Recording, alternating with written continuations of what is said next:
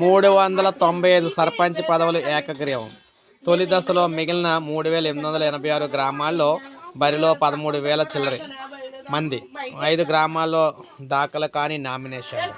రెండో దశలో 4,332 సర్పంచ్ పదవులకు 28,778 మంది నామినేషన్లు. సో తెలంగాణ పంచాయతీ గ్రామ పంచాయతీ ఎన్నికలకు సంబంధించి ఈ నెల 11న జరగనున్న తొలి దశ సర్పంచ్ ఎన్నికల పోరులో సర్పంచ్ వార్డు సభ్యుల పదవులకు మొత్తం 81,000 మంది బరిలో నిలిచారు.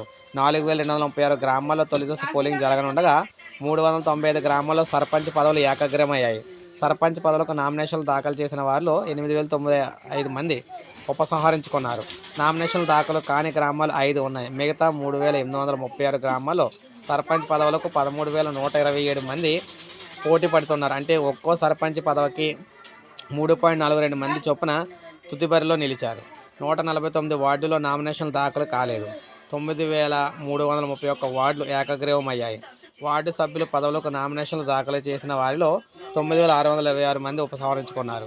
మిగిలిన వార్డులకు సభ్యులుగా పోటీ చేసేందుకు 67,893 మంది తుది జాబితాలో నిలిచారు.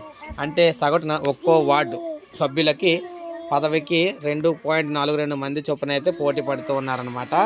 సో ఈ విధంగా మనం చూసుకున్నట్లయితే 11వ తారీఖున పోలింగ్కి సో మొత్తంగా దాదాపు 400 పంచాయతీలు అయితే ఏకగ్రీవం అవ్వడం జరిగింది.